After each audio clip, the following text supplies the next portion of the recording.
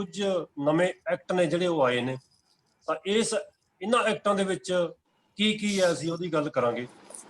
ਤਾਂ ਪਿਛਲੇ 3 ਜੂਨ ਨੂੰ 3 ਆਰਡੀਨੈਂਸ ਖੇਤੀ ਦੇ ਸੰਬੰਧ ਦੇ ਵਿੱਚ ਆਏ, ਜਿਹੜੇ 5 ਜੂਨ ਨੂੰ ਇਸ 2020 ਨੂੰ ਭਾਰਤ ਦੇ ਰਾਸ਼ਟਰਪਤੀ ਦੇ ਸਾਈਨਾਂ ਤੋਂ ਬਾਅਦ ਉਹ ਜਿਹੜੇ ਆਰਡੀਨੈਂਸ ਜਿਹੜੇ ਦਾ ਰੂਪ ਅਖਤਿਆਰ ਕਰ ਗਏ। ਉਸ ਤੋਂ ਬਾਅਦ ਇਹ ਮੌਨਸੂਨ ਸੈਸ਼ਨ ਦੇ ਵਿੱਚ ਪਾਰਲੀਮੈਂਟ ਦੇ ਵਿੱਚ ਲੋਕ ਸਭਾ 'ਚ ਹੁੰਦੇ ਹੋਏ, ਰਾਜ ਸਭਾ 'ਚ ਹੁੰਦੇ ਹੋਏ ਇਹ ਕਾਨੂੰਨ ਬਣ ਗਏ। ਤਾਂ ਇਹ 3 ਕਾਨੂੰਨ ਨੇ ਜਿਹੜੇ ਇਹ ਕੀ ਨੇ, ਇਹ ਜਿਹੜੇ ਇੱਕ ਪਹਿਲਾ ਕਾਨੂੰਨ ਹੈ ਜਿਹੜਾ ਜ਼ਰੂਰੀ ਵਸਤਾਂ ਸੋਧ ਐਕਟ 2020 ਨੂੰ ਕਿਹਾ। ਦੂਸਰਾ ਕਾਨੂੰਨ ਹੈ ਜਿਹੜਾ ਕੀਮਤ ਗਰੰਟੀ ਅਤੇ ਖੇਤੀ ਸੇਵਾਵਾਂ ਸੰਬੰਧੀ ਕਿਸਾਨ ਦਾ ਨੂੰ ਤਕੜਾ ਕਰਨਾ ਤੇ ਉਹਦੀ ਸੁਰੱਖਿਆ ਕਰਨੀ, ਉਹਦਾ ਐਕਟ ਹੈ 2020। ਇਸੇ ਤਰ੍ਹਾਂ ਇੱਕ ਹੋਰ ਹੈ ਕਿ ਕਿਸਾਨ ਦੀ ਉਪਜ, ਵਪਾਰ ਤੇ ਵਣਜ, ਉਹਦਾ ਵਾਧਾ ਤੇ ਸਹਾਇਕ ਐਕਟ ਹੈ 2020। ਇਹ 3 ਜਿਹੜੇ ਐਕਟ ਨੇਗੇ ਇਹ ਸਾਡੇ ਸਾਹਮਣੇ ਆਏ ਨੇ। ਅਸੀਂ ਤਿੰਨਾਂ ਦੀ ਗੱਲ ਕਰਾਂਗੇ ਕਿ ਇਹਦਾ ਸਮੁੱਚੀ ਜਿਹੜੀ ਆਰਥਿਕਤਾ ਹੈਗੀ, ਪੰਜਾਬ ਹੈ ਜਾਂ ਆਪਣਾ ਹਰਿਆਣਾ ਹੈ ਜਾਂ ਦੂਜੇ ਸੂਬੇ ਨੇ, ਜਾਂ ਪੂਰੇ ਖੇਤੀ ਪ੍ਰਧਾਨ ਦੇਸ਼ ਦੇ ਉੱਤੇ ਜਾਂ ਖੇਤੀ ਨਾਲ ਜੁੜੀਆਂ ਹੋਈਆਂ ਹੋਰ ਚੀਜ਼ਾਂ ਦੇ ਉੱਤੇ ਇਹਦਾ ਕੀ ਅਸਰ ਪਊਗਾ। ਪਹਿਲੇ ਐਕਟ ਦੀ ਅਸੀਂ ਗੱਲ ਕਰਦੇ ਹਾਂ ਕਿ 1955 ਦੇ ਵਿੱਚ ਇੱਕ ਜ਼ਰੂਰੀ ਜਿਹੜੀ ਵਸਤਾਂ ਐਕਟ ਸੀਗਾ ਇੱਕ, ਉਹਨੂੰ ਤੋੜ ਕੇ ਜ਼ਰੂਰੀ ਵਸਤਾਂ ਸੋਧ ਐਕਟ 2020 ਬਣਾਇਆ। ਉਸ ਮੁਤਾਬਕ ਕੀ ਸੀ ਕਿ ਕੋਈ ਵੀ ਵਿਅਕਤੀ ਹੈ ਜਿਹੜਾ ਉਹ ਕਿਸੇ ਖਾਦ ਪਦਾਰਥਾਂ ਦਾ ਇੱਕ ਸੀਮਾ ਤੋਂ ਵੱਧ ਹੈ ਜਿਹੜਾ ਸਟੋਰ ਨਹੀਂ ਕਰ ਸਕਦਾ, ਉਹ ਜੇਕਰ ਕਰੂਗਾ ਤਾਂ ਉਹ ਗੈਰ ਕਾਨੂੰਨੀ ਹੈ, ਜਿਹਨੂੰ ਅਸੀਂ ਜ਼ਖੀਰੇਬਾਜ਼ੀ ਕਹਿੰਦੇ ਸੀ। ਤਾਂ ਹੁਣ ਉਸ ਜ਼ਖੀਰੇਬਾਜ਼ੀ ਨੂੰ ਕਾਨੂੰਨੀ ਤੌਰ ਤੇ ਤੋੜਤਾ ਕਿ ਤੁਸੀਂ ਹੁਣ ਜ਼ਖੀਰੇਬਾਜ਼ੀ ਨਹੀਂ ਕਰਨਾ, ਤੁਸੀਂ ਸਟੋਰ ਕਰ ਹੀ ਸਕਦੇ ਹੋ, ਕਿਉਂਕਿ ਕਾਨੂੰਨ ਇਸ ਨੂੰ ਇਜਾਜ਼ਤ ਦਿੰਦਾ ਹੈ ਕਿ ਤੁਸੀਂ ਖਾਦ ਪਦਾਰਥ ਜਿਹੜੇ ਖੇਤੀ ਦੇ ਵਿੱਚ ਆਉਣ ਵਾਲੇ ਪ੍ਰੋਡਕਟ ਨੇ ਜਿਹੜੇ 2 ਤਰ੍ਹਾਂ ਦੇ ਨੇ। ਇੱਕ ਉਹ ਨੇ ਹਾਰਟੀਕਲਚਰ ਕ੍ਰੌਪਸ ਨੇ ਜਿਹੜੀਆਂ ਜਿਵੇਂ ਫਰੂਟ, ਵੈਜੀਟੇਬਲ ਅਤੇ ਬਾਕੀ ਚੀਜ਼ਾਂ ਹੁੰਦੀਆਂ ਜਿਹੜੀਆਂ ਛੇਤੀ ਖਰਾਬ ਹੋ ਜਾਂਦੀਆਂ ਨੇ। ਇੱਕ ਉਹ ਨੇ ਜਿਹੜੀਆਂ ਬਾਕੀ ਖਾਣ ਵਾਲੇ ਅਨਾਜ ਪਦਾਰਥ ਨੇ ਜਿਹੜੇ ਛੇਤੀ ਖਰਾਬ ਨਹੀਂ ਹੁੰਦੇ। ਤਾਂ ਖਰਾਬ ਹੋਣ ਵਾਲੀਆਂ ਫਸਲਾਂ ਦੇ ਵਿੱਚ ਜੇਕਰ 100% ਤੱਕ ਕੀਮਤਾਂ ਮਤਲਬ ਦੁੱਗਣੇ ਤੱਕ ਵੱਧ ਜਾਂਦੀਆਂ ਨੇ ਤਾਂ ਅਸੀਂ ਉਹਦੇ ਵਿੱਚ ਉਦੋਂ ਤੱਕ ਕੋਈ ਇੰਟਰਫੀਅਰੈਂਸ ਨਹੀਂ ਕਰਾਂਗੇ। ਨਾ ਖਰਾਬ ਹੋਣੀਆਂ ਵਿੱਚ 50% ਤੱਕ ਇਹ ਦੇਖਣਾ ਕਿ ਪਿਛਲੇ 12 ਮਹੀਨਿਆਂ ਦੇ ਵਿੱਚ ਜਾਂ 5 ਸਾਲ ਦੇ ਵਿੱਚ ਕਿੰਨੀਆਂ ਕੀਮਤਾਂ ਵਧੀਆਂ ਨੇ। ਉਸ ਤੋਂ ਬਾਅਦ ਫਿਰ ਗੌਰਮੈਂਟ ਹੈ ਜਿਹੜੀ ਉਹਦੇ ਵਿੱਚ ਐਕਸ਼ਨ ਕਰ ਸਕਦੀ ਹੈ। ਉਸ ਤੋਂ ਪਹਿਲਾਂ ਕੋਈ ਐਕਸ਼ਨ ਜਿਹੜਾ ਨਹੀਂ ਕੀਤਾ ਜਾਊਗਾ ਤੁਸੀਂ ਰੱਖ ਸਕਦੇ ਹੋ। ਤਾਂ ਦੂਸਰਾ ਇਹਦੇ ਵਾਸਤੇ ਇਹ ਕਿਹਾ ਕਿ ਬੜਾ ਫਾਇਦਾ ਹੋਊਗਾ ਕਿਸਾਨਾਂ ਨੂੰ ਕਿ ਉਹ ਸਟੋਰ ਕਰ ਲੈਣਗੇ, ਉਹ ਇਹਦੇ ਵਿੱਚ ਆ ਕੇ ਬੜਾ ਪੈਸਾ ਕਮਾ ਲੈਣਗੇ, ਉਹਨਾਂ ਨੂੰ ਸਿੱਟਣੀ ਨਹੀਂ ਪਊਗੀ ਫਸਲ। ਤਾਂ ਇਹ ਹੈ ਕਿ ਬਣਾਇਆ ਗਿਆ ਕਿ ਕੰਪਨੀਆਂ ਦੇ ਲਈ ਕੁਝ ਰਾਹ ਖੋਲਿਆ ਗਿਆ ਕਿ ਤੁਸੀਂ ਸਟੋਰ ਕਰਕੇ ਜਿਹੜਾ ਉਹਨੂੰ ਵੇਚੋ। ਤੇ ਇਸ ਤਰ੍ਹਾਂ ਹੀ ਜਿਹੜਾ ਦੂਜਾ ਕਾਨੂੰਨ ਹੈ ਉਹ ਹੈਗਾ ਕੀਮਤ ਗਰੰਟੀ ਖੇਤੀ ਸੇਵਾਵਾਂ ਸੰਬੰਧੀ ਕਿਸਾਨ ਸਸ਼ਕਤੀਕਰਨ ਤੇ ਸੁਰੱਖਿਆ ਐਕਟ 2020। ਇਸ ਦੇ ਵਿੱਚ ਕੀ ਹੈ ਕਿ ਜੇ ਛੋਟੇ ਰੂਪ ਦੇ ਵਿੱਚ ਇਹਨੂੰ ਦੇਖਣਾ ਹੋਵੇ ਤਾਂ ਇਹਦੇ ਵਿੱਚ ਕੀ ਹੈ ਕਿ ਕੰਟਰੈਕਟ ਫਾਰਮਿੰਗ ਹੈ ਜਿਹੜੀ ਉਹਨੂੰ ਲੀਗਲਾਈਜ਼ ਕੀਤਾ ਹੈ। ਤੇ ਕੰਟਰੈਕਟ ਫਾਰਮਿੰਗ ਕਰਦੇ ਨਾਲ ਇੱਕ ਫਿਊਚਰ ਟ੍ਰੇਡਿੰਗ ਹੈ ਜਿਹੜਾ ਵਾਧਾ ਵਪਾਰ, ਜਿਹਨੂੰ ਅਸੀਂ ਸੱਟਾ ਕਹਿੰਦੇ ਹਾਂ, ਕਿ ਇੱਕ ਉਹਨੂੰ ਖੁੱਲ੍ਹ ਦਿੱਤੀ ਗਈ ਹੈ ਕਿ ਤੁਸੀਂ ਉਹਦੇ ਇਸ ਕਾਨੂੰਨ ਮੁਤਾਬਕ ਤੁਸੀਂ ਉਸ ਤਰ੍ਹਾਂ ਦਾ ਜਿਹੜਾ ਕੰਟਰੈਕਟ ਫਾਰਮਿੰਗ ਕਰ ਸਕਦੇ, ਠੇਕਾ ਖੇਤੀ ਅਸੀਂ ਕਹਿੰਦੇ ਹਾਂ, ਜਾਂ ਤੁਸੀਂ ਵਾਧਾ ਵਪਾਰ ਕਰ ਸਕਦੇ। ਤਾਂ ਇਸ ਐਕਟ ਦੇ ਸੰਬੰਧੀ ਅਸੀਂ ਇਹ ਕਹਿਣਾ ਚਾਹੁੰਦੇ ਹਾਂ ਕਿ ਸਾਨੂੰ ਇਹ ਪਤਾ ਕਿ ਪੰਜਾਬ ਦੇ ਵਿੱਚ ਵੀ ਇਹ ਕੰਟਰੈਕਟ ਫਾਰਮਿੰਗ ਜਿਹੜੀ ਪਹਿਲਾਂ ਲਾਗੂ ਕੀਤੀ ਗਈ ਸੀ। ਇਸ ਕੰਟਰੈਕਟ ਫਾਰਮਿੰਗ ਦੇ ਵਿੱਚ ਅਸੀਂ ਪੈਪਸੀ ਦੇ ਚੰਨੋ ਵਾਲੇ ਪਲਾਂਟ ਦੇ, ਜਹੂਰੇ ਵਾਲੇ ਪਲਾਂਟ ਦੇ ਰਿਜ਼ਲਟ ਜਿਹੜੇ ਦੇਖ ਚੁੱਕੇ ਹਾਂ। ਉਸ ਤੋਂ ਬਾਅਦ ਇੱਥੇ ਪੰਜਾਬ ਦੇ ਵਿੱਚ ਫਿਰ ਕੰਟਰੈਕਟ ਫਾਰਮਿੰਗ ਜਿਹੜੀ ਕੀਤੀ ਗਈ ਸੀਗੀ, ਤਾਂ ਉਹਦੇ ਵੀ ਸਾਡੇ ਕੋਲ ਰਿਪੋਰਟਾਂ ਵੀ ਨੇ ਕਿ ਛੋਟੇ ਫਾਰਮਰਾਂ ਦੇ ਵਿੱਚ ਹਿੱਸੇ ਨਹੀਂ ਲਿਆ ਤੇ ਵੱਡੇ ਫਾਰਮਰ ਦੇ ਜਿੰਨੇ ਉਹਦੇ ਵਿੱਚ ਹਿੱਸਾ ਲਿਆ ਉਹਨਾਂ ਨੂੰ ਕੋਈ ਫਾਇਦਾ ਨਹੀਂ ਹੋਇਆ ਉਹਦੇ ਵਿੱਚ। ਇਸੇ ਤਰ੍ਹਾਂ ਹੀ ਗੁਜਰਾਤ ਦੇ ਵਿੱਚ ਅਸੀਂ ਦੇਖਿਆ ਕਿ ਉੱਥੇ ਵੀ ਫਾਇਦਾ ਨਹੀਂ ਹੋਇਆ, ਸਗੋਂ ਲੋਕ ਕਾਨੂੰਨੀ ਅੜਿੱਚਰਾਂ ਦੇ ਵਿੱਚ ਫਸ ਗਏ। ਇੱਕ ਫਾਰਮਰ ਉੱਤੇ ਕਿ ਤੁਸੀਂ ਸਾਡੀ ਵੈਰਾਈਟੀ ਲਾ ਲਈ, ਇਹਨਾਂ ਨੇ 1 ਕਰੋੜ ਰੁਪਏ ਦੇ ਹਰਜਾਨੇ ਦਾ ਕੇਸ ਕਰਤਾ। ਤਾਂ ਇਸੇ ਤਰ੍ਹਾਂ ਹੀ ਅਸੀਂ ਇਹ ਦੇਖਿਆ ਕਿ ਜਿਹੜੇ ਵੀ ਲੋਕ ਕੰਟਰੈਕਟ ਫਾਰਮਿੰਗ ਦੇ ਵਿੱਚ ਗਏ ਉਹਨਾਂ ਨੂੰ ਕੋਈ ਫਾਇਦਾ ਨਹੀਂ ਹੋਇਆ। ਪੋਲਟਰੀ ਫਾਰਮ ਦਾ ਵੱਡਾ ਹਿੱਸਾ ਕੰਟਰੈਕਟ ਫਾਰਮਿੰਗ ਦੇ ਅਧੀਨ ਆਉਂਦਾ ਹੈ। ਤਾਂ ਸਾਡੇ ਤਕਨੀਕੀ ਪੇਪਰ ਇਹ ਕਹਿੰਦੇ ਨੇ ਕਿ ਜਿਹੜੇ ਲੋਕ ਕੰਟਰੈਕਟ ਕਰਦੇ ਨੇ ਇੱਕ ਨਹੀਂ ਕਰਦੇ, ਤਾਂ ਨਹੀਂ ਕਰਨ ਵਾਲਿਆਂ ਨੂੰ ਵੱਧ ਪ੍ਰੋਫਿਟ ਹੁੰਦਾ ਹੈ ਕੰਟਰੈਕਟ ਕਰਨ ਵਾਲਿਆਂ ਨਾਲੋਂ। ਇਸ ਕਰਕੇ ਇਹ ਹੈ ਕਿ ਜਿੰਨੇ ਕਿ ਸਾਡੇ ਕੋਲੇ ਹੁਣ ਤੱਕ ਰਿਜ਼ਲਟ ਆਏ ਨੇ ਕਿ ਕੰਟਰੈਕਟ ਫਾਰਮਿੰਗ ਹੈ ਜਿਹੜਾ ਉਹਦਾ ਕਿਸਾਨਾਂ ਨੂੰ ਕੋਈ ਫਾਇਦਾ ਨਹੀਂ ਹੋਇਆ। ਇਸ ਦੇ ਵਿੱਚ ਕੀ ਹੈ ਕਿ ਉਹ ਜਿਹੜੇ ਫਾਇਦੇ ਨੇ ਉਹ ਕੰਪਨੀਆਂ ਨੂੰ ਜਾਂਦੇ ਨੇ। ਤੇ ਇਹ ਸਾਰਾ ਕੁਝ ਹੈ ਜਿਹੜਾ ਇੱਕ ਕਾਰਪੋਰੇਟਾਂ ਦੇ ਲਈ ਕੀਤਾ ਗਿਆ, ਨਾ ਕਿ ਛੋਟੇ ਕਿਸਾਨਾਂ ਦੇ ਲਈ ਕੀਤਾ ਗਿਆ। ਤਾਂ ਇਹ ਜਿਹੜਾ ਤੀਜਾ ਜਿਹੜਾ ਐਕਟ ਹੈ ਉਹ ਬਹੁਤ ਇੰਪੋਰਟੈਂਟ ਐਕਟ ਹੈ ਕਿ ਕਿਸਾਨ ਉਪਜ, ਵਪਾਰ ਅਤੇ ਵਣਜ ਇਹਦਾ ਵਾਧਾ ਕਰਨਾ ਤੇ ਇਹਦੇ ਵਿੱਚ ਸਹਾਇਤਾ ਕਰਨੀ ਐਕਟ ਹੈਗਾ। ਇਹ ਐਕਟ ਹੈ ਜਿਹੜਾ ਜਦੋਂ ਇਹ ਸ਼ੁਰੂ ਕੀਤਾ ਗਿਆ ਸੀ ਤਾਂ ਇਹ ਕਿਹਾ ਸੀ ਕਿ ਇਹ ਜਿਹੜੇ ਅਸੀਂ ਇਹ ਲੈ ਕੇ ਆਏ ਐਕਟ ਕੇਂਦਰ ਸਰਕਾਰ ਕਹਿੰਦੀ ਸੀ, ਤਾਂ ਇੱਕ ਹਿਸਟੋਰਿਕ ਹੈ, ਕਿ ਹਿਸਟਰੀ ਹੈ, ਇਹ ਬਹੁਤ ਵੱਡਾ ਹਿਸਟੋਰਿਕ ਹੈ ਜਿਹੜਾ ਕਿ 1947 ਦੇ ਵਿੱਚ ਇੱਕ ਆਜ਼ਾਦੀ ਮਿਲੀ ਸੀ, ਇੱਕ ਅਸੀਂ ਹੁਣ ਤੁਹਾਨੂੰ ਹੋਰ ਆਜ਼ਾਦੀ ਦੇ ਰਹੇ ਹਾਂ ਨਵੀਂ। ਇਹਦੇ ਨਾਲ ਤੁਸੀਂ ਕੀ ਕਰੋਗੇ, ਕਿਸਾਨ ਹੈ ਜਿਹੜਾ ਉਹ ਫ੍ਰੀ ਹੋ ਗਿਆ। ਕਿਸਾਨ ਜਿਹੜਾ ਹੈਗਾ ਉਹਨੂੰ ਉਹ ਕਿਤੇ ਮਰਜ਼ੀ ਆਪਣੀ ਜਿਹੜੀ ਫਸਲ ਵੇਚੇ, ਕਿਸੇ ਨੂੰ ਮਰਜ਼ੀ ਵੇਚੇ, ਇਹਦੇ ਵਿੱਚ ਕੋਈ ਅੜਿੱਕਾ ਨਹੀਂ ਲੱਗੂਗਾ। ਤੇ ਤੁਸੀਂ ਜਿਹੜਾ ਫ੍ਰੀ ਹੋ, ਜਿੱਥੇ ਤੁਹਾਨੂੰ ਵੱਧ ਭਾਅ ਮਿਲਦਾ ਹੈ ਉੱਥੇ ਵੇਚ ਦਿਓ, ਕਿਸੇ ਮਰਜ਼ੀ ਮੰਡੀ ਦੇ ਵਿੱਚ ਜਾ ਕੇ ਵੇਚ ਦਿਓ, ਕਿਸੇ ਮਰਜ਼ੀ ਵਿਅਕਤੀ ਨੂੰ ਵੇਚ ਦਿਓ, ਤੁਸੀਂ ਆਜ਼ਾਦ ਹੋ। ਤਾਂ ਇਹਦੇ ਨਾਲ ਕੀ ਹੈ, ਤੁਹਾਡੀ ਆਮਦਨ ਵਧੂਗੀ, ਇਹਦੇ ਨਾਲ ਤੁਸੀਂ ਜਿਹੜੇ ਆਤਮ ਨਿਰਭਰ ਹੋ ਜਾਓਗੇ, ਤੁਹਾਨੂੰ ਬਹੁਤ ਫਾਇਦਾ ਹੋਊਗਾ ਇਹਦੇ ਨਾਲ। ਤਾਂ ਇਹ ਕਾਨੂੰਨ ਹੈ ਜਿਹੜਾ ਇਹਦੇ ਨਾਲ ਕੀ ਹੈ ਕਿ ਪ੍ਰਾਈਵੇਟ ਮਾਰਕੀਟ ਨੂੰ ਅਲਾਓ ਕਰਤਾ। ਤਾਂ ਪ੍ਰਾਈਵੇਟ ਸਾਡੇ ਜਿਹੜਾ ਇੱਕ 1961 ਦਾ ਇੱਕ ਕਾਨੂੰਨ ਬਣਿਆ ਹੋਇਆ ਸੀ, agriculture produce market committee act 1961 ਦਾ, ਤਾਂ ਇਸ ਐਕਟ ਮੁਤਾਬਕ ਕੋਈ ਵੀ ਫਸਲ ਦੀ ਉਪਜ ਹੈ ਜਿਹੜੀ ਉਹ ਇਸ ਮੰਡੀ ਤੋਂ ਬਾਹਰ ਨਹੀਂ ਸੀ ਵਿਕ ਸਕਦੀ, ਜਿਹੜੀ ਜਿਹਦੇ ਅੰਡਰ ਮੰਡੀ ਬੋਰਡ ਬਣੇ ਹੋਏ ਨੇ, ਜਿਹਦੇ ਅੰਡਰ ਮਾਰਕੀਟ ਕਮੇਟੀਆਂ ਬਣੀਆਂ ਹੋਈਆਂ ਨੇ ਸੈਂਟਰ ਲੈਵਲ ਉੱਤੇ। ਇਹਦੇ ਨਾਲ ਹੀ ਸੀਗਾ ਜਦੋਂ ਜਿਹੜੀਆਂ ਹੈਗੀਆਂ ਬਾਕੀ ਜਿਹੜੇ ਪਾਲ ਦੀ ਆਵਾਜ਼ ਨਹੀਂ ਸੁਣ ਰਹੀ, ਸ਼ਾਇਦ ਮਿਊਟ ਹੋ ਗਿਆ। ਨਹੀਂ, ਆਵਾਜ਼ ਆ ਰਹੀ ਜੀ। नहीं सही बात है सर। ਇਸ ਦੇ ਘੁੰਮਣ ਸਾਹਿਬ ਆ ਰਹੀ ਹੈ ਆਵਾਜ਼? ਹੈਲੋ, ਇਸ ਆ ਰਹੀ ਹੈ ਸਰ ਸਾਰਿਆਂ ਨੂੰ? ਇਸ ਜਿਹੜਾ ਐਕਟ ਹੈ ਤੀਜਾ, ਇਹਦੇ ਉੱਤੇ ਜਿਹੜਾ ਇਹ ਕਿਹਾ ਜਾਂਦਾ ਕਿ ਤੁਸੀਂ ਆਜ਼ਾਦ ਹੋ, ਕਿਤੇ ਮਰਜ਼ੀ ਲੈ ਜਾਓ, ਪਰ ਅਸੀਂ ਜਿਸ ਤਰ੍ਹਾਂ ਇੱਥੇ ਬਣਾਇਆ ਕਿ ਇਹ ਮੰਡੀਆਂ ਉਸ ਤਰ੍ਹਾਂ ਹੀ ਰਹਿਣਗੀਆਂ, ਜਿਹੜੀਆਂ ਨਵੀਆਂ ਪ੍ਰਾਈਵੇਟ ਮੰਡੀਆਂ ਨੇ ਉਹ ਆ ਜਾਣਗੀਆਂ, ਜਿਹਦੇ ਵਿੱਚ ਕਿਸਾਨ ਹੈ ਜਿਹੜਾ ਕਿਸੇ ਮਰਜ਼ੀ ਦੇ ਵਿੱਚ ਲੈ ਜੇ। ਤਾਂ ਹੁਣ ਇੱਥੇ ਇਹ ਹੈ ਕਿ ਜੇਕਰ ਕਿਸਾਨ ਨੂੰ ਮੰਡੀ ਹੈ ਜਿਹੜੀ ਸਰਕਾਰੀ ਮੰਡੀ ਜਿਹੜੀ ਪਹਿਲਾਂ ਬਣੀ ਹੋਈ ਹੈ ਉਹ ਵੱਧ ਪੈਸੇ ਦਿੰਦੀ ਹੈ ਤਾਂ ਉਹ ਇੱਥੇ ਲੈ ਜੇ, ਨਹੀਂ ਤਾਂ ਪ੍ਰਾਈਵੇਟ ਮੰਡੀ 'ਚ ਲੈ ਜੇ। ਇਹਦੇ ਵਾਸਤੇ ਖੁੱਲ੍ਹ ਬਣਾਈ ਹੈ ਅਸੀਂ, ਇਹ ਕਲੇਮ ਕੀਤਾ ਜਾਂਦਾ ਕੇਂਦਰ ਸਰਕਾਰ ਵੱਲੋਂ। ਪਰ ਅਸਲੀਅਤ ਦੇ ਵਿੱਚ ਕੀ ਹੈ ਕਿ ਇਹ ਜਿਹੜੀ ਸਰਕਾਰੀ ਮੰਡੀ ਹੈ ਇਹਦੇ ਵਿੱਚ ਸਰਕਾਰ ਦਾ ਇੱਕ ਟੈਕਸ ਹੈ। ਇਹ ਟੈਕਸ ਕਈ ਵਾਰੀ ਬਹੁਤ ਗਲਤ ਕੋਟ ਕੀਤਾ ਜਾ ਕੇ ਫਾਰਮਰ ਦਿੰਦਾ ਹੈ। ਇਹ ਟੈਕਸ ਜਿਹੜਾ ਬਾਇਰ ਹੈ, ਖਰੀਦਦਾਰ ਹੈ, ਖਰੀਦਿੰਗ ਏਜੰਸੀਆਂ ਨੇ, ਪ੍ਰੋਕਿਉਰਮੈਂਟ ਏਜੰਸੀਆਂ ਨੇ, ਉਹ ਪੇ ਕਰਦੀਆਂ ਨੇ। 8.5% ਟੈਕਸ ਅੱਜ ਪੰਜਾਬ ਦੀਆਂ ਸਰਕਾਰੀ ਮੰਡੀਆਂ ਦੇ ਵਿੱਚ ਲੱਗਦਾ, ਜਿਹੜਾ GST ਤੋਂ ਪਹਿਲਾਂ ਇਹ 14.5% ਸੀਗਾ। 14.5% ਸਰਕਾਰ ਟੈਕਸ ਲੈਂਦੀ ਸੀ, ਅੱਜ 8.5% ਲੈਂਦੀ ਹੈ, ਜਿਹਦੇ ਵਿੱਚੋਂ 2.5% ਆੜ੍ਹਤੀਆਂ ਦਾ ਕਮਿਸ਼ਨ ਹੈ, 3% ਹੈ ਰੂਰਲ ਡਿਵੈਲਪਮੈਂਟ ਫੰਡ ਹੈ, ਤੇ 3% ਮਾਰਕੀਟ ਫੀਸ ਹੈ, ਜਿਹਦੇ ਨਾਲ ਮੰਡੀਆਂ ਜਿਹੜੀਆਂ ਚੱਲਦੀਆਂ ਨੇ, ਤਾਂ ਮਾਰਕੀਟ ਕਮੇਟੀਆਂ ਚੱਲਦੀਆਂ ਨੇ। ਤਾਂ ਇਹ 6% ਟੈਕਸ ਸਰਕਾਰ ਕੋਲੇ ਚਲਾ ਜਾਂਦਾ ਹੈ ਤੇ 2.5% ਆੜ੍ਹਤੀਆਂ ਕੋਲੇ ਚਲਾ ਜਾਂਦਾ। ਲਗਭਗ ਜਿਹੜਾ 3600 ਕਰੋੜ ਰੁਪਇਆ ਸਰਕਾਰ ਨੂੰ ਚਲਾ ਜਾਂਦਾ, ਕਿ 1200 ਕਰੋੜ ਰੁਪਇਆ ਆੜ੍ਹਤੀਆਂ ਨੂੰ ਚਲਾ ਜਾਂਦਾ। ਇਹ ਸਾਰਾ ਟੈਕਸ ਹੈ ਜਿਹੜਾ 8.5% ਬਣਦਾ ਹੈ। ਇਹ ਟੈਕਸ ਪ੍ਰਾਈਵੇਟ ਮੰਡੀਆਂ ਦੇ ਵਿੱਚ ਨਹੀਂ ਹੈਗਾ। ਤੇ ਪ੍ਰਾਈਵੇਟ ਮੰਡੀਆਂ ਦੇ ਵਿੱਚ ਜਿਹੜਾ ਖਰੀਦਦਾਰ ਆਊਗਾ, ਜਿਹੜੀ ਪ੍ਰਾਈਵੇਟ ਕੰਪਨੀਆਂ ਆਉਣਗੀਆਂ, ਉਹ ਕੋਈ ਵੀ ਟੈਕਸ ਨਹੀਂ ਦੇਣਗੀਆਂ ਸਰਕਾਰ ਨੂੰ। ਇਹਦੇ ਨਾਲ ਕੀ ਹੋਊਗਾ ਕਿ ਜਿਹੜਾ ਉੱਥੇ ਬੰਦਾ ਜਿਹੜਾ ਫਸਲ ਵੇਚੂਗਾ ਉਹ ਉਸ ਨੂੰ ਕੰਪਨੀਆਂ ਵੱਧ ਰੇਟ ਵੀ ਦੇ ਸਕਣੀਆਂ, ਕਿਉਂਕਿ ਅੱਜ ਦੇ ਰੇਟ ਨਾਲ ਜੇਕਰ ਅਸੀਂ ਦੇਖੀਏ ਕਿ ਇਹਨਾਂ ਮੰਡੀਆਂ ਦੇ ਵਿੱਚ MSP ਦੇ ਹਿਸਾਬ ਦੇ ਨਾਲ ਜੇਕਰ ਅਸੀਂ ਜੋੜੀਏ ਤਾਂ ਲਗਭਗ 160-70 ਰੁਪਏ ਟੈਕਸ ਬਣਦਾ ਹੈ ਇੱਕ ਕੁਇੰਟਲ ਦੇ ਉੱਤੇ, ਕਣਕ ਉੱਤੇ, ਨਹੀਂ ਝੋਨੇ ਦੇ ਉੱਤੇ। ਜਦੋਂ ਪ੍ਰਾਈਵੇਟ ਮੰਡੀਆਂ ਇਹ ਟੈਕਸ ਦੇਣ ਲਈ ਰਜਾਮੰਦ ਨਹੀਂ ਹੈਗੀਆਂ, ਕਿ ਉਹਨਾਂ ਤੇ ਇਹ ਟੈਕਸ ਨਹੀਂ ਇੰਪੋਜ਼ ਕੀਤਾ ਹੋਇਆ, ਤਾਂ ਉਹ ਸਸਤਾ ਜਿਹੜਾ ਪ੍ਰੋਡਕਟ ਖਰੀਦ ਲੈਣਗੀਆਂ। ਉਹ ਹੋ ਸਕਦਾ ਕਿ 70 ਰੁਪਏ ਕਿਸਾਨ ਨੂੰ ਛੱਡ ਦੇਣ, 100 ਰੁਪਏ ਆਪ ਵੀ ਕਮਾ ਲੈਣ, ਤਾਂ ਵੀ ਕਿਸਾਨਾਂ ਨੂੰ ਫਾਇਦਾ ਹੋਊਗਾ। ਸ਼ੁਰੂ ਦੇ ਵਿੱਚ ਕੀ ਹੈ ਕਿ ਕਿਸਾਨ ਉਸ ਪ੍ਰਾਈਵੇਟ ਮੰਡੀ ਨੂੰ ਪ੍ਰੈਫਰ ਕਰਨਗੇ, ਕਿਉਂਕਿ 70 ਰੁਪਏ ਵੱਧ ਮਿਲ ਰਿਹਾ ਇੱਕ ਕੁਇੰਟਲ ਕਣਕ ਦੇ, ਇਸੇ ਤਰ੍ਹਾਂ 70-75 ਰੁਪਏ ਇੱਕ ਕੁਇੰਟਲ ਝੋਨੇ ਦੇ, ਤਾਂ ਉੱਥੇ ਚਲੀਆਂ ਜਾਣਗੀਆਂ। ਇਸ ਤਰ੍ਹਾਂ ਹੀ ਕੀ ਹੋਊਗਾ ਕਿ ਹੌਲੀ ਹੌਲੀ ਸਰਕਾਰ ਕੀ ਕਰਦੀ ਹੈ ਕਿ ਹੌਲੀ ਹੌਲੀ ਉਹਦਾ ਕੋਟਾ ਫਿਕਸ ਕਰ ਦੂਗੀ ਕਿ ਪੰਜਾਬ ਦੇ ਵਿੱਚ ਜਾਂ ਹਰਿਆਣੇ ਦੇ ਵਿੱਚ ਇਹ ਫਸਲ ਹੈ ਜਿਹੜੀ ਘੱਟ ਆ ਰਹੀ ਹੈ, ਇੰਨਾ ਕੋਟਾ ਖਰੀਦਾਂਗੇ। ਇਹ ਕੋਈ ਨਵੀਂ ਗੱਲ ਨਹੀਂ, ਪਹਿਲਾਂ ਹੀ ਸਰਕਾਰ ਕੋਟਾ ਫਿਕਸ ਕਰ ਰਹੀ ਹੈ। ਪੰਜਾਬ ਹਰਿਆਣੇ ਦੇ ਵਿੱਚ ਹਰ ਇੱਕ ਦਾਣਾ ਕਣਕ ਦਾ ਤੇ ਝੋਨੇ ਦਾ ਦਾਣਾ ਖਰੀਦਿਆ ਜਾਂਦਾ ਹੈ। ਦੂਜੇ ਸਟੇਟਾਂ ਦੇ ਵਿੱਚ ਵੀ MSP ਹੈਗੀ ਹੈ, ਕੁਝ ਕ੍ਰੌਪਸ ਦੇ ਵਿੱਚ, ਪਲਸਸ ਦੇ ਵਿੱਚ ਹੈਗੀ ਹੈ, ਆਇਲਸੀਡ ਦੇ ਵਿੱਚ ਹੈਗੀ ਹੈ, ਕੁਝ ਥਾਵਾਂ ਤੇ ਕਣਕ ਝੋਨੇ ਦੇ ਵਿੱਚ ਹੈਗੀ ਹੈ। ਤਾਂ ਉੱਥੇ ਪੂਰਾ ਦਾਣਾ ਨਹੀਂ ਖਰੀਦਿਆ ਜਾਂਦਾ। ਸਰਕਾਰ ਕੋਟਾ ਫਿਕਸ ਕਰਦੀ ਹੈ ਕਿ ਸਾਨੂੰ ਇੰਨੀ ਕੀ ਲੋੜ ਹੈ। ਇੰਨਾ ਕੋਟਾ ਜਦੋਂ ਹੋ ਗਿਆ, ਉਦੋਂ ਬਾਅਦ ਉਹ ਪਰਚੇਜ ਬੰਦ ਕਰ ਦਿੰਦੀ ਹੈ। ਫਿਰ ਪ੍ਰਾਈਵੇਟ ਪਲੇਅਰ ਨੇ ਜਿਹੜੇ ਮੰਡੀ ਦੇ ਵਿੱਚ ਰਹਿ ਜਾਂਦੇ ਨੇ। ਤਾਂ ਇਸ ਤਰ੍ਹਾਂ ਹੀ ਪੰਜਾਬ ਦੇ ਵਿੱਚ ਆਉਣ ਵਾਲੇ ਸਮੇਂ ਦੇ ਵਿੱਚ ਕੀਤਾ ਜਾਊਗਾ, ਹਰਿਆਣੇ ਦੇ ਵਿੱਚ ਕੀਤਾ ਜਾਊਗਾ ਕਿ ਟਿੱਪਰ 2 ਜਿਹਨੂੰ ਦੇ ਕੇ ਹੌਲੀ ਹੌਲੀ ਇਹ ਮੰਡੀਆਂ ਦੇ ਵਿੱਚ ਜਿਹੜੀ ਸਰਕਾਰੀ ਏਜੰਸੀ ਹੈ ਜਿਹੜੀ ਉਹ ਪਰਚੇਜ ਬੰਦ ਕਰ ਦੂਗੀ। ਕਿਉਂਕਿ ਜੇ ਸਰਕਾਰੀ ਮੰਡੀਆਂ ਜਿਵੇਂ ਨਹੀਂ ਰਹੀਆਂ ਤਾਂ MSP ਰਹਿਣ ਦੇ ਵੀ ਚਾਂਸ ਬਹੁਤ ਘੱਟ ਨੇ।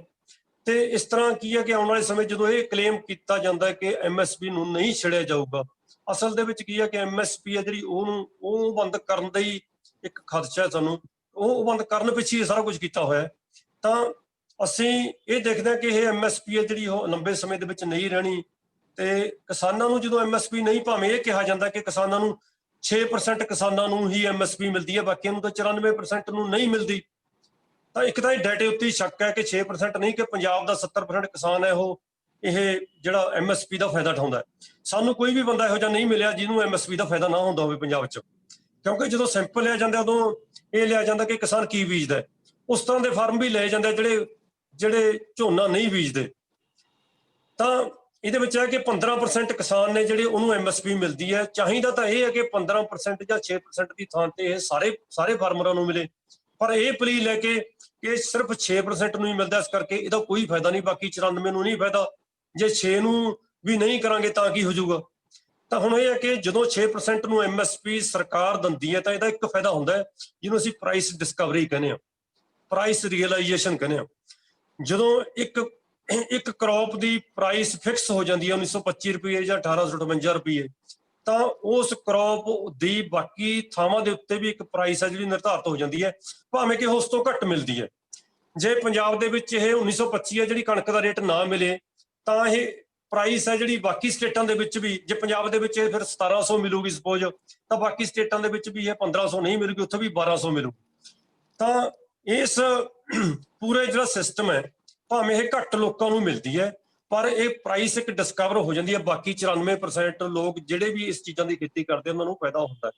ਚਾਹੀਦਾ ਇਹ ਹੈ ਕਿ 6% ਦੀ ਥਾਂ ਤੇ 100% ਕਿਸਾਨਾਂ ਨੂੰ ਮਿਲੇ, ਸਾਰੀਆਂ ਫਸਲਾਂ ਉੱਤੇ ਮਿਲੇ। ਪਰ ਇਹ ਕਹਿ ਦੇਣਾ ਕਿ ਪਹਿਲਾਂ ਕਿਹੜਾ ਮਿਲਦੀ ਹੈ, ਜੇ ਹੁਣ ਨਹੀਂ ਮਿਲੂਗੀ ਤਾਂ ਵੀ ਕਿੰਨਾ ਕੁ ਫਰਕ ਪੈ ਜਾਊਗਾ, ਇਹ ਲੌਜਿਕ ਹੈ ਜਿਹੜਾ ਬਿਲਕੁਲ ਵਾਇਬਲ ਨਹੀਂ ਹੈਗਾ। ਇਸ ਤੋਂ ਬਚਣ ਦੀ ਲੋੜ ਹੈ।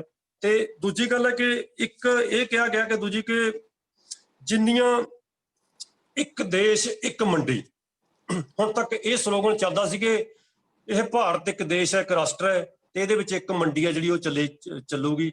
ਪਰ ਹੁਣ ਇਹ ਕਹਿੰਦੇ ਅਸੀਂ 2 ਮੰਡੀਆਂ ਚਲਾਉਣੀਆਂ ਨੇ, ਇੱਕ ਸਰਕਾਰੀ ਮੰਡੀ, ਇੱਕ ਕੰਪੀਟੀਸ਼ਨ ਦੇ ਲਈ ਅਸੀਂ ਪ੍ਰਾਈਵੇਟ ਮੰਡੀਆਂ ਜਿਹੜੀ। ਤਾਂ ਇੱਕ ਦੇਸ਼ ਇੱਕ ਮੰਡੀ ਹੈ ਜਿਹੜੀ ਉਹ ਬਿਲਕੁਲ ਨਹੀਂ ਰਹਿਣੀ। ਜਿਹੜੀ ਹੌਲੀ ਹੌਲੀ ਇਹ ਜਿਹੜੀ 2 ਮੰਡੀਆਂ ਨੇ ਹੌਲੀ ਹੌਲੀ ਮਤਲਬ ਇੱਕੋ ਹੀ ਮੰਡੀ ਬਣ ਜਾਣੀ ਹੈ। ਇਹਦੇ ਵਿੱਚ ਕੀ ਹੈ ਕਿ ਜਦੋਂ ਇਹ ਕਿਹਾ ਜਾਂਦਾ ਕਿ ਕਿਸਾਨ ਆਪਣੀ ਫਸਲ ਨੂੰ ਜਿੱਥੇ ਮਰਜ਼ੀ ਲੈ ਜੇ, ਕਿਹਾ ਜਾਂਦਾ ਕਿ ਕਿਸੇ ਇਲਾਕਿਆਂ ਦੇ ਵਿੱਚ ਜਾ ਕੇ ਜਿਹੜੀ ਫਸਲ ਹੈ ਉਹ ਬਹੁਤ ਮਹਿੰਗੀ ਮਿਲਦੀ ਹੈ, ਕਿਤੇ ਬਹੁਤ ਸਸਤੀ ਮਿਲਦੀ ਹੈ। ਸਾਡੇ ਕੋਲੇ ਤਕਨੀਕੀ ਪੇਪਰ ਨੇ ਤੇ ਹਰ ਰੋਜ਼ ਦੇ ਸਾਡੇ ਕੋਲ ਰੇਟ ਨੇ ਕਿ ਮਲੇਰਕੋਟਲੇ ਦੀ ਮੰਡੀ ਦੇ ਵਿੱਚ ਸਬਜ਼ੀ ਦਾ ਕੀ ਰੇਟ ਹੈ, ਦਿੱਲੀ ਦੀ ਆਜ਼ਾਦ ਮਾਰਕੀਟ ਦੇ ਵਿੱਚ ਕੀ ਰੇਟ ਹੈ, ਬਾਕੀ ਨਾਸਿਕ ਦੇ ਵਿੱਚ ਕੀ ਰੇਟ ਹੈ। ਸਾਰੀਆਂ ਜਿਹੜੀਆਂ ਇੰਟੈਗਰੇਟਡ ਮਾਰਕੀਟ ਨੇ ਜਿੱਥੇ ਪ੍ਰਾਈਸ ਤੇ ਸਪਲਾਈ ਦਾ ਇੱਕ ਸੰਬੰਧ ਹੈ। ਤਾਂ ਇਹ ਨਹੀਂ ਹੈਗਾ ਕਿ ਬਹੁਤ ਸਾਰੇ ਲੁੱਟ ਹੋਈ ਪਈ ਹੈ ਕਿਤੇ। ਇਹ ਕੰਮ ਪਹਿਲਾਂ ਹੀ ਜਿਹੜੇ ਵਪਾਰੀ ਕਰ ਰਹੇ ਨੇ, ਇਹ ਕਿਸਾਨਾਂ ਦੇ ਯੋਗ ਹੀ ਨਹੀਂ ਹੈ ਕੰਮ, ਕਿਉਂਕਿ ਭਾਰਤ ਦਾ ਕਿਸਾਨ ਹੈ ਉਹ ਬਹੁਤ ਛੋਟਾ ਹੈ।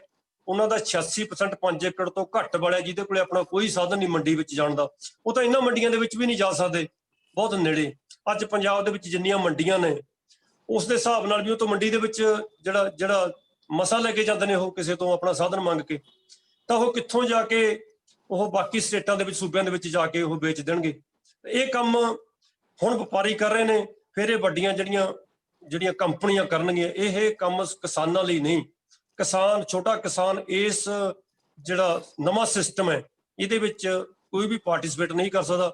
ਇਸ ਤੋਂ ਸਾਫ਼ ਹੈ ਉਹਨਾਂ ਨੂੰ ਵੀ ਪਤਾ ਕਿ 86% ਲੋਕ ਇਹਦੇ ਵਿੱਚ ਨਹੀਂ ਜਾ ਸਕਦੇ। ਇਹ ਉਹਨਾਂ ਲਈ ਨਹੀਂ ਬਣਾਇਆ ਹੋਇਆ, ਸਗੋਂ ਬਣਾਇਆ ਗਿਆ ਇੱਕ ਕਾਰਪੋਰੇਟਾਂ ਲਈ। ਜੇ ਸੱਚਮੁੱਚ ਉਹਨਾਂ ਲਈ ਬਣਾਉਣਾ ਹੋਵੇ ਤਾਂ ਸਾਡੇ ਕੋਲ 7000 ਮੰਡੀ ਹੈ ਸਾਰੇ ਭਾਰਤ ਦੇ ਵਿੱਚ, ਜਦੋਂ ਕਿ ਚਾਹੀਦੀ ਹੈ 42000 ਮੰਡੀ। ਇਹਨਾਂ ਨੂੰ ਮੰਡੀਆਂ ਨੂੰ ਵਧਾਉਣਾ ਚਾਹੀਦਾ ਸੀ, ਨਾ ਕਿ ਘਟਾਉਣਾ ਚਾਹੀਦਾ ਸੀ। ਤਾਂ ਮੰਡੀਆਂ ਦਾ ਨੰਬਰ ਸਗੋਂ ਘਟਾਤਾ। ਇਹ ਐਕਟ ਜਿੱਥੇ ਆਏ ਨੇ, ਇੱਕ ਇਹ ਕਿਹਾ ਗਿਆ ਕਿ ਇਹ ਐਕਟ ਬਹੁਤ ਪੁਰਾਣੇ ਚੱਲਦੇ ਨੇ, ਸਾਡੇ ਇੱਥੇ ਪ੍ਰਾਈਵੇਟ ਪਲੇਅਰ ਇੱਥੇ ਆ ਰਿਹਾ ਸੀ, ਉਦੋਂ ਰੌਲਾ ਕਿਉਂ ਨਹੀਂ ਪਾਇਆ ਗਿਆ, ਹੁਣ ਰੌਲਾ ਕਿਉਂ ਪਾਇਆ ਜਾ ਰਿਹਾ। ਇਹਦੇ ਵਿੱਚ ਇਹ ਹੈ ਕਿ ਦੇਖੋ ਸਾਨੂੰ ਇਹ ਦੇਖਣਾ ਪਊਗਾ ਕਿ ਕਿਹੜੀ ਗੱਲ ਵਾਜਬ ਹੈ, ਕਿਹੜੀ ਗੱਲ ਨਹੀਂ ਵਾਜਬ। ਠੀਕ ਹੈ ਕਿ ਪ੍ਰਾਈਵੇਟਾਈਜੇਸ਼ਨ ਦੇ ਲੋਕ ਪਹਿਲਾਂ ਵੀ ਖਿਲਾਫ ਲੜ ਰਹੇ ਸੀ, ਉਹਦੇ ਵਿੱਚ ਪ੍ਰਾਈਵੇਟਾਈਜੇਸ਼ਨ ਕੁਝ ਹੋ ਰਹੀ ਸੀ, ਕੁਝ ਪੋਲੀਟੀਕਲ ਪਾਰਟੀਆਂ ਦਾ ਵੀ ਇਹਦੇ ਵਿੱਚ ਹੱਥ ਸੀਗਾ ਕਿ ਇਸ ਤਰ੍ਹਾਂ ਹੀ ਹੋ ਜਾਏ ਪ੍ਰਾਈਵੇਟ। ਤਾਂ ਅੱਜ ਸਾਨੂੰ ਇਹ ਬਣਦਾ ਕਿ ਅਸਲ ਮੁੱਦਾ ਕੀ ਹੈ, ਅਸਲ ਗੱਲ ਕੀ ਹੈ। ਅੱਜ ਸਾਨੂੰ ਇਹ ਲੱਗਦਾ ਕਿ ਸਾਨੂੰ ਇਹ ਜਿਹੜਾ ਨਵਾਂ ਸਿਸਟਮ ਆ ਰਿਹਾ ਇਹ ਉਹਨਾਂ ਸਮੱਸਿਆਵਾਂ ਨੂੰ ਹੋਰ ਐਗਰਾਵੇਟ ਕਰੇਗਾ, ਹੋਰ ਵਧਾਵੇਗਾ, ਉਹ ਇਹਨਾਂ ਦਾ ਕੋਈ ਹੱਲ ਨਹੀਂ ਦਿੰਦਾ। ਜਦੋਂ ਅਸੀਂ ਇਹ ਕਹਿੰਦੇ ਨੇ ਕਿ ਪੰਜਾਬ ਦੇ ਵਿੱਚ ਇਹ ਵਧੀਆ ਹੈ, ਕਿ ਪੰਜਾਬ ਦੇ ਕਿਸਾਨ ਤਾਂ ਕਰਜ਼ਾਈ ਨੇ, ਪੰਜਾਬ ਦੇ ਕਿਸਾਨ ਤਾਂ ਖੁਦਕੁਸ਼ੀ ਕਰ ਰਹੇ ਨੇ, ਜਾਂ ਪੰਜਾਬ ਦੇ ਕਿਸਾਨ ਤਾਂ ਵੱਧ ਭਾਰ ਲੈ ਰਹੇ ਕਿਉਂਕਿ ਇਹਨਾਂ ਦਾ ਪਰ ਹੈਕਟੇਅਰ ਜਿਹੜਾ ਫਾਰਮ ਸਾਈਜ਼ ਹੈ ਉਹ ਵੱਡਾ ਹੈ। ਇਹ ਸਾਰੇ ਜਿਹੜੇ ਲੌਜਿਕ ਨੇ, ਜਦੋਂ ਅਸੀਂ ਇਹ ਦੇਖਦੇ ਕਿ ਜਿਹੜਾ ਨਵਾਂ ਕਾਨੂੰਨ ਆ ਰਹੇ ਨੇ ਕਿ ਇਹਨਾਂ ਨੂੰ ਇਹ ਸੋਲਵ ਕਰ ਸਕਦੇ ਨੇ, ਇਹਨਾਂ ਨੂੰ ਕੋਈ ਸੋਲਵ ਨਹੀਂ ਕਰਦਾ। ਇਹ ਠੀਕ ਹੈ ਕਿ ਇਸ ਤਰ੍ਹਾਂ ਦੀਆਂ ਗੱਲਾਂ ਜਿਹੜੀਆਂ ਇੱਧਰ ਉੱਧਰ ਜੋੜੀਆਂ ਜਾਂਦੀਆਂ ਨੇ ਕਿ ਨਵੀਆਂ ਚੀਜ਼ਾਂ ਜਿਵੇਂ FPO ਲਿਆਓ ਜੀ, ਕੰਟਰੈਕਟ ਫਾਰਮਿੰਗ ਲੈ ਕੇ ਆਓ ਜੀ, ਇਹ ਸਾਰੇ ਕਾਰਪੋਰੇਟ ਦਾ ਹੀ ਇੱਕ ਜਿਹੜਾ ਹੈ ਕਿ ਉਹਦੀ ਇੱਕ ਫਸਟ ਸਟੈਪ ਹੈ ਉਸ ਪੌੜੀ ਦਾ। ਤੇ ਸਾਨੂੰ ਨਵੇਂ ਸਿਸਟਮ ਨੂੰ ਦੇਖਣਾ ਚਾਹੀਦਾ ਕਿ ਇਹ ਕਿਹਨੂੰ ਸਰਵ ਕਰਨ ਲਈ ਬਣਾਇਆ ਗਿਆ। ਜਦੋਂ ਇਹ ਕਹਿੰਦਾ ਕਿ ਕੋਆਪਰੇਟਿਵ ਫਾਰਮਿੰਗ ਦਾ ਤਾਂ ਸਾਡੇ ਕੋਈ ਸਕੋਪ ਹੀ ਨਹੀਂ ਹੈਗਾ ਕਿ ਇੱਥੇ FPO ਬਣਾਓ। ਪੰਜਾਬ ਦੇ ਵਿੱਚ 67 FPO ਨਬਾਰਡ ਨੇ ਬਣਾਏ ਨੇ, ਲਗਭਗ ਸਾਰੇ ਫੇਲ ਨੇ, ਕੋਈ ਕੰਮ ਨਹੀਂ ਕਰ ਰਿਹਾ। ਤਾਂ ਸਾਡੇ ਕੋਲੇ ਕੀ ਹੈ ਕਿ ਸਾਡੇ ਕੋਲ ਇਸ ਤਰ੍ਹਾਂ ਦਾ ਕੋਈ ਮਤਲਬ ਇਸ ਤਰ੍ਹਾਂ ਸਬੂਤ ਹੀ ਨਹੀਂ ਹੈਗਾ ਕਿ ਇਹ ਕੰਮ ਕਰ ਰਹੇ ਨੇ ਵਧੀਆ। ਸਾਨੂੰ ਇੱਕ ਨਵੀਆਂ ਚੀਜ਼ਾਂ ਜਿਹੜੀਆਂ ਲੈ ਕੇ ਆ ਰਹੇ ਨੇ ਉਹਨਾਂ ਦਾ ਦੇਖਣਾ ਚਾਹੀਦਾ ਕਿ ਇਹਨਾਂ ਦੀ ਹਿਸਟਰੀ ਕੀ ਹੈ, ਇਹ ਜਾਂਦੇ ਕਿੱਧਰ ਨੂੰ ਨੇ। ਤਾਂ ਜਦੋਂ ਅਸੀਂ ਨਵੇਂ ਕਾਨੂੰਨ ਹੈ ਜਿਹੜੇ ਉਹ ਲੈ ਕੇ ਆਵਾਂਗੇ ਤਾਂ ਇਹ ਸਮੱਸਿਆਵਾਂ ਜਿਹੜੀਆਂ ਨੇ ਇਹ ਉਹਨਾਂ ਨੂੰ ਵਧਾਉਣਗੇ, ਇਹ ਕਰਜ਼ਾ ਵੀ ਵਧਾਉਣਗੇ। ਇਹ ਕਹਿੰਦੇ ਮਿਡਲਮੈਨ ਨੂੰ ਖਤਮ ਕਰਨ ਵਾਸਤੇ ਨੇ। ਮਿਡਲਮੈਨ ਨੂੰ ਜੇਕਰ ਖਤਮ ਕਰਨਾ ਹੋਵੇ ਤਾਂ ਇੰਟਰਲੋਕਿੰਗ ਹੋਈ ਹੈ ਕ੍ਰੈਡਿਟ ਦੀ, ਆੜਤੀਆਂ ਦੀ ਥਾਂ ਤੇ ਬੈਂਕਾਂ ਛੋਟੇ ਕਿਸਾਨਾਂ ਨੂੰ ਦੇ ਦੇਣ, ਆੜਤੀਆਂ ਦੀ ਡਾਇਰੈਕਟ ਪੇਮੈਂਟ ਕਰ ਦੇਣ। ਪਰ ਸਰਕਾਰ ਕਿਸੇ ਵੀ ਮਿਡਲਮੈਨ ਨੂੰ ਖਤਮ ਨਹੀਂ ਕਰਨਾ ਚਾਹੁੰਦੀ, ਉਹ ਕਾਰਪੋਰੇਟਾਂ ਨੂੰ ਬਿਜ਼ਨਸ ਜਿਹੜਾ ਦੇਣਾ ਚਾਹੁੰਦੀ ਹੈ। ਤਾਂ ਇਹ ਕਾਰਪੋਰੇਟ ਹੈ ਜਿਹੜਾ ਫਾਰਮਿੰਗ ਹੈ ਜਿਹੜੀ ਇੱਥੇ ਆਊਗੀ, ਇਹ ਐਗਰੀ ਬਿਜ਼ਨਸ ਇੱਥੇ ਹੋਊਗਾ। ਇਹ ਜਿਹੜਾ ਐਗਰੀ ਬਿਜ਼ਨਸ ਹੈ ਇਹਦੇ ਨਾਲ ਹੀ ਫਿਊਚਰ ਜਿਹੜਾ ਟ੍ਰੇਡਿੰਗ ਹੋਊਗੀ, ਇਹਦੇ ਨਾਲ ਸਾਰੀਆਂ ਗੱਲਾਂ ਨੇ ਜਿਹੜੀਆਂ ਜੁੜੀਆਂ ਨੇ। ਜਦੋਂ ਜਿਹੜਾ ਐਕਟ APMC ਐਕਟ ਤੋੜਨ ਦਾ ਜਿਹੜਾ ਮੈਂ ਤੀਸਰੇ ਐਕਟ ਦੀ ਗੱਲ ਕਰੀ, ਕਿਸਾਨ ਉਪਜ ਵਪਾਰ ਤੇ ਵਣਜ ਵਾਲਾ, ਇਹੀ ਐਕਟ 2006 ਦੇ ਵਿੱਚ ਬਿਹਾਰ ਦੇ ਵਿੱਚ ਤੋੜਿਆ ਗਿਆ ਸੀ। ਬਿਹਾਰ ਦੇ ਵਿੱਚ ਇਹ ਕਿਹਾ ਗਿਆ ਸੀ ਕਿ ਇਹ ਵਾਰੇ ਨਿਆਰੇ ਹੋ ਜਾਣਗੇ, ਬਿਹਾਰ ਐਗਰੀਕਲਚਰ ਹੱਬ ਬਣ ਜੂ ਇੰਡੀਆ ਦੀ। ਤਾਂ ਬਿਹਾਰ ਦੇ ਵਿੱਚ ਬਹੁਤ ਕੁਛ ਹੈ ਜਿਹੜਾ ਵਧੀਆ ਹੋ ਜਾਊਗਾ, ਇਹ ਵਰਲਡ ਦੇ ਵਿੱਚ ਇੱਕ ਐਗਜ਼ਾਮਪਲ ਹੋਊਗੀ। ਤੁਸੀਂ ਦੇਖੋ ਕਿ ਉੱਥੇ ਕੋਈ ਇਨਵੈਸਟਮੈਂਟ ਹੈ ਜਿਹੜਾ ਉਸ ਤਰ੍ਹਾਂ ਦਾ ਜਿਸ ਤਰ੍ਹਾਂ ਦਾ ਪ੍ਰੋਜੈਕਟ ਕੀਤਾ ਗਿਆ ਸੀ ਉਹ ਨਹੀਂ ਆਇਆ, ਕੋਈ ਇੰਫਰਾਸਟ੍ਰਕਚਰ ਡਿਵੈਲਪਮੈਂਟ ਨਹੀਂ ਹੋਈ। ਸਗੋਂ ਬਿਹਾਰ ਦੇ ਵਿੱਚ ਜਿਹੜੇ ਪਰਚੇਜ਼ਿੰਗ ਸੈਂਟਰ ਸੀਗੇ ਸਰਕਾਰ ਦੇ ਉਹ 82% ਘਟ ਗਏ। 82% ਬਿਹਾਰ ਦੇ ਵਿੱਚ ਜਿਹੜੇ ਪਰਚੇਜ਼ਿੰਗ ਸੈਂਟਰ ਘਟ ਗਏ। ਗਰੋਥ ਰੇਟ ਹੈ ਜਿਹੜਾ ਬਿਹਾਰ ਦਾ, ਉਹ ਜਿਹੜਾ ਪ੍ਰੀ APMC ਜਿਹੜਾ 2007 ਤੱਕ 1 ਤੋਂ ਲੈ ਕੇ ਉਹ 1.98% ਸੀ, ਜਿਹੜਾ ਪਿਛਲੇ 5 ਸਾਲਾਂ ਦੇ ਵਿੱਚ 1.28% ਰਹਿ ਗਿਆ। ਫਾਰਮਰ ਦੀ ਰੀਅਲ ਇਨਕਮ ਇੰਡੀਆ ਲੈਵਲ ਤੇ ਜਿਹੜੀ ਡੇਢੀ ਹੋ ਗਈ, ਪੰਜਾਬ ਦੇ ਵਿੱਚ ਜਿਹੜਾ 70% ਹੈ ਜਿਹੜੀ ਵੱਧ ਗਈ, ਸਗੋਂ ਬਿਹਾਰ ਦੇ ਵਿੱਚ ਇਹ ਵਧੀ ਨਹੀਂ। ਇਕੱਲੇ ਬਿਹਾਰ ਦੇ ਵਿੱਚ 7% ਇਨਕਮ ਫਾਰਮਰ ਦੀ ਹੈ ਜਿਹੜੀ ਪਹਿਲਾਂ ਨਾਲੋਂ ਘਟ ਗਈ। ਇਸ ਤੋਂ ਸਾਫ਼ ਹੁੰਦਾ ਕਿ ਜਦੋਂ ਕਿ ਫਾਰਮਰ ਦੀ ਰੀਅਲ ਇਨਕਮ ਹੀ ਹੈ ਜਿਹੜੀ ਘਟ ਗਈ ਇਹਨਾਂ ਸਾਲਾਂ ਦੇ ਵਿੱਚ ਪਹਿਲਾਂ ਨਾਲੋਂ, ਹਾਲਾਂਕਿ ਪਹਿਲਾਂ ਵੀ ਉੱਥੇ ਬਹੁਤ ਜ਼ਿਆਦਾ ਨਹੀਂ ਸੀ। ਤੇ ਪੂਰੇ ਇੰਡੀਆ ਦੇ ਵਿੱਚ ਇਹ ਵਧੀ ਹੈ, ਬਿਹਾਰ ਦੇ ਵਿੱਚ ਇਹ ਘਟੀ ਹੈ। ਤਾਂ ਸਾਨੂੰ ਸਾਫ਼ ਹੈ ਕਿ ਇਹਨਾਂ ਐਕਟਾਂ ਦਾ ਸਾਡੇ ਕੋਈ ਫਾਇਦਾ ਨਹੀਂ ਹੋਣਾ। ਬਿਹਾਰ ਦੇ ਵਿੱਚ ਕੰਸੈਂਟਰੇਸ਼ਨ ਆਫ ਲੈਂਡ ਹੋ ਗਈ, ਛੋਟੇ ਫਾਰਮਰ ਖੇਤੀ ਚੋਂ ਨਿਕਲ ਗਏ। ਇਹ ਸਾਰੀਆਂ ਚੀਜ਼ਾਂ ਨੇ ਜਿਹੜੀਆਂ ਸਾਨੂੰ ਦੱਸਦੀਆਂ ਨੇ ਕਿ ਇਹਨਾਂ ਜਿਹੜੇ ਐਕਟਾਂ ਦਾ ਸਾਡੇ ਆਉਣ ਵਾਲੇ ਸਮੇਂ ਦੇ ਵਿੱਚ ਕੋਈ ਬਹੁਤਾ ਵੱਡਾ ਫਾਇਦਾ ਨਹੀਂ ਹੋਣ ਵਾਲਾ। ਸਾਨੂੰ ਇਹ ਦੇਖਣਾ ਪਊਗਾ ਕਿ ਨਵੇਂ ਐਕਟ ਨੇ ਜਿਹੜੇ ਕੀ ਲੈ ਕੇ, ਜਿਵੇਂ ਕੰਪਨੀਆਂ ਨੇ ਪਹਿਲਾਂ ਸਿਰਫ ਇਨਪੁੱਟ ਵੇਚਦੀਆਂ ਸੀ, ਹੁਣ ਕੰਪਨੀਆਂ ਨੇ ਪੂਰੀ ਦੀ ਪੂਰੀ ਖੇਤੀ ਦੇ ਉੱਤੇ ਜਿਹੜਾ ਕਬਜ਼ਾ ਕਰ ਲਿਆ। ਉਹ ਇਨਪੁੱਟ ਨਹੀਂ, ਆਊਟਪੁੱਟ ਉੱਤੇ ਵੀ ਕਬਜ਼ਾ ਕੀਤਾ। ਇੱਕ ਨਵਾਂ ਸਿਸਟਮ ਹੈ ਜਿਹੜਾ 47 ਤੋਂ ਬਾਅਦ ਜਿਹੜਾ ਹਿਸਟੋਰਿਕ ਸਟੈਪ ਹੈ, ਜਿਹੜਾ ਕਾਰਪੋਰੇਟ ਹੈ ਜਿਹੜਾ ਉਹ ਐਗਰੀ ਬਿਜ਼ਨਸ ਦੇ ਥਰੂ ਵੱਡੀਆਂ ਕੰਪਨੀਆਂ ਨੇ ਇਹਦੇ ਵਿੱਚ ਕੰਟਰੋਲ ਕਰਨਾ, ਜਿਹਨੂੰ ਮੋਨੋਪੋਲੀ ਕਹਿੰਦੇ ਆ ਕਿ ਖਰੀਦਦਾਰ ਇੱਕੋ ਹੀ ਹੋਊਗਾ ਤੇ ਵੇਚਣ ਵਾਲਾ ਵੀ ਉਹ ਜਦੋਂ ਉਹ ਉਪਭੋਗੀਆਂ ਨੂੰ ਚੀਜ਼ਾਂ ਵੇਚੂਗਾ, ਖਪਤਕਾਰਾਂ ਨੂੰ ਚੀਜ਼ਾਂ ਵੇਚੂਗਾ, ਉਦੋਂ ਮੋਨੋਪੋਲਿਸਟ ਹੋਊਗਾ। ਉਹ ਵੇਚਣ ਵਾਲਾ ਵੀ ਇੱਕ ਹੋਊਗਾ, ਖਰੀਦਦਾਰ ਵੀ ਇੱਕ ਹੋਊਗਾ ਤੇ ਖਰੀਦ ਵੇਲੇ ਵੀ ਉਹ ਆਪਣੀ ਮਨਮਰਜ਼ੀ ਕਰੂਗਾ, ਵੇਚਣ ਵੇਲੇ ਵੀ ਆਪਣੀ ਮਨਮਰਜ਼ੀ ਕਰੂਗਾ। ਤੇ ਪੂਰੀ ਦੁਨੀਆ ਦੇ ਵਿੱਚ ਅੱਜ ਸਾਡੇ ਕੋਲੇ ਜਿਹੜਾ ਆਉਣ ਵਾਲੇ ਸਮੇਂ 'ਚ FAO ਦੀ ਰਿਪੋਰਟ ਹੈ, ਸਾਡੇ ਕੋਲੇ WHO ਦੀ ਰਿਪੋਰਟ ਹੈ ਕਿ ਆਉਣ ਵਾਲੇ ਸਮੇਂ ਦੇ ਵਿੱਚ ਅਨਾਜ ਪਦਾਰਥਾਂ ਦੀ ਘਾਟ ਹੋ ਸਕਦੀ ਹੈ। ਇਹਦੇ ਉੱਤੇ ਕੰਟਰੋਲ ਕਰਕੇ ਇਹਦਾ ਫਾਇਦਾ ਜਿਹੜਾ ਇਹ ਕੰਪਨੀਆਂ ਕੱਟਣਗੀਆਂ, ਆਪਣੀ ਮਨਮਰਜ਼ੀ ਦੀਆਂ ਚੀਜ਼ਾਂ ਇੱਥੇ ਵੇਚਣਗੀਆਂ, ਵਜਾਉਣਗੀਆਂ। ਇਹ ਸਾਰੀ ਕਾਰਪੋਰੇਟ ਫਾਰਮਿੰਗ ਦੇ ਅਧੀਨ ਆਊਗਾ। ਤੇ ਸਾਨੂੰ ਇਹ ਗੱਲਾਂ ਦਾ ਧਿਆਨ ਰੱਖਣਾ ਚਾਹੀਦਾ ਕਿ ਜੋ ਨਵੇਂ ਕਾਨੂੰਨ ਆ ਰਹੇ ਨੇ ਇਹਨਾਂ ਨਾਲ ਛੋਟੀ ਕਿਸਾਨੀ ਦਾ ਕੋਈ ਫਾਇਦਾ ਨਹੀਂ ਹੋਣਾ, ਇਹਨਾਂ ਨਾਲ ਕਾਰਪੋਰੇਟਾਂ ਨੂੰ ਜਿਹੜਾ ਫਾਇਦਾ ਹੋਊਗਾ। ਇਹਦਾ ਨਾਲ ਸਾਡੀ ਖੇਤੀ ਹੈ, ਜਿਹੜੀ ਕਿਸਾਨ ਹੈ ਉਹ ਮਜ਼ਦੂਰ ਦੇ ਵਿੱਚ ਕਨਵਰਟ ਕਰ ਜਾਊਗਾ। ਇੱਥੇ ਸਾਡਾ ਸਮਾਜਿਕ ਤਾਣਾ-ਬਾਣਾ ਜਿਹੜਾ ਪੰਜਾਬ ਦਾ ਹੋਰ ਤਰ੍ਹਾਂ ਦਾ। ਅਸੀਂ ਸਾਡੇ ਜਿਹੜਾ ਇੰਡੀਜਨਸ ਚੀਜ਼ਾਂ ਨੇ, ਸਾਡੇ ਕੋਲ ਰਿਸੋਰਸ ਹੈ, ਸਾਡੇ ਕੋਲ ਪਾਣੀ, ਸਾਡੇ ਕੋਲ এনवायरमेंट ਹੈ, ਸਾਡਾ ਆਪਣਾ ਇੱਕ ਮਾਡਲ ਹੈ ਜਿਹੜਾ ਉਹ ਗਰੁੱਪ ਫਾਰਮਿੰਗ ਹੋ ਸਕਦੀ ਹੈ, ਕੋਆਪਰੇਟਿਵ ਫਾਰਮਿੰਗ ਹੋ ਸਕਦੀ ਹੈ, ਉਹ ਕਿ ਨਵਾਂ ਚੀਜ਼ਾਂ ਹੋ ਸਕਦੀਆਂ ਨੇ। ਉਹਦੇ ਹਿਸਾਬ ਦੇ ਨਾਲ ਸਾਨੂੰ ਆਪਣਾ ਇੱਕ ਮਾਡਲ ਬਣਾ ਕੇ ਇਹਨਾਂ ਕਾਨੂੰਨਾਂ ਤੋਂ ਬਚ ਕੇ, ਜਿਹਨੇ ਸਾਡਾ ਸਾਰਾ ਕੁਝ ਤਬਾਹ ਕਰ ਦੇਣਾ, ਉਹਨਾਂ ਤੋਂ ਬਚਾ ਕੇ ਸਾਨੂੰ ਇੱਕ ਨਵਾਂ ਮਾਡਲ ਬਣਾਉਣਾ ਚਾਹੀਦਾ। ਉਸੇ ਦੀ ਦਿਸ਼ਾ ਦੇ ਵਿੱਚ ਸਾਨੂੰ, ਕਿਉਂਕਿ ਵੱਡੀ ਗੱਲ ਹੈ ਵੱਡੀ ਗਿਣਤੀ ਨੂੰ ਕੰਮ ਦੇ ਵਿੱਚ ਰੱਖਣਾ। ਵੱਡੀ ਗਿਣਤੀ ਨੂੰ ਕੰਮ ਦੇ ਵਿੱਚ ਰੱਖ ਕੇ ਸਾਡੇ ਵਰਗਾ ਦੇਸ਼ ਹੈ ਜਿਹੜਾ, ਭਾਵੇਂ ਉਹ ਇੰਡੀਆ ਭਾਵੇਂ ਚਾਈਨਾ, ਇੱਥੇ ਖੇਤੀ ਵਧੀਆ ਹੋ ਸਕਦੀ ਹੈ ਸਾਰੀ ਦੁਨੀਆ ਨੂੰ। ਇਹ ਜਿਹੜੇ ਦੋ ਖਿੱਤੇ ਨੇ, ਇੱਥੇ ਜਿਹੜਾ ਵੱਡੀ ਗਿਣਤੀ ਨੂੰ ਖੇਤੀ ਦੇ ਵਿੱਚ ਰੱਖਣਾ ਬਹੁਤ ਜ਼ਰੂਰੀ ਹੈ। ਹੋਰ ਕਿਸੇ ਵੀ ਖੇਤਰ ਦੇ ਵਿੱਚ ਜਿਹੜੀ ਇੰਪਲੋਇਮੈਂਟ ਹੈ ਜਿਹੜੀ ਦਿੱਤੀ ਨਹੀਂ ਜਾ ਸਕਦੀ, ਘੱਟੋ ਘੱਟ ਇਸ ਘੜੀ ਦੇ ਵਿੱਚ। ਲੰਬੇ ਸਮੇਂ ਦੇ ਵਿੱਚ ਠੀਕ ਹੈ ਕਿ ਇੰਫਰਾਸਟਰਕਚਰ ਉਸ ਤਰ੍ਹਾਂ ਦਾ ਡਿਵੈਲਪਮੈਂਟ ਹੋ ਜਾਏ, ਉਸ ਤਰ੍ਹਾਂ ਦੀ ਸਾਰਾ ਕੁਝ ਹੋ ਜਾਏ, ਅਸੀਂ ਉਹਨੂੰ ਸ਼ਿਫਟ ਕਰ ਦਾਂਗੇ। ਪਰ ਅੱਜ ਸਾਨੂੰ ਵੱਡੀ ਗਿਣਤੀ ਨੂੰ ਰੁਜ਼ਗਾਰ ਦੇ ਵਿੱਚ ਰੱਖਣ ਦੇ ਲਈ ਸਾਨੂੰ ਇਸੇ ਦੇ ਵਿੱਚ ਹੋਰ ਇੰਫਰਾਸਟਰਕਚਰ ਡਿਵੈਲਪਮੈਂਟ ਕਰਨੀ ਚਾਹੀਦੀ ਹੈ। ਇੱਥੇ ਓਨਡ ਫਾਰਮਿੰਗ ਹੋਣੀ ਚਾਹੀਦੀ ਹੈ, ਸਟੇਟ ਫਾਰਮਿੰਗ ਹੋਣੀ ਚਾਹੀਦੀ ਹੈ, ਕੋਆਪਰੇਟਿਵ ਫਾਰਮਿੰਗ ਹੋਣੀ ਚਾਹੀਦੀ ਹੈ। ਇਹ ਜਿਹੜੀ ਕਾਰਪੋਰੇਟ ਫਾਰਮਿੰਗ ਹੈ, ਇਹ ਜਿਹੜੀ ਜੌਬਲੈਸ ਗਰੋਥ ਜਿਹੜੀ ਕਰਦੀ ਹੈ, ਇਹ ਸਾਡੇ ਲਈ ਘਾਤਕ ਹੈਗੀ। ਇਹਨਾਂ ਸ਼ਬਦਾਂ ਨਾਲ ਮੈਂ ਸਾਰਿਆਂ ਦਾ ਧੰਨਵਾਦੀ।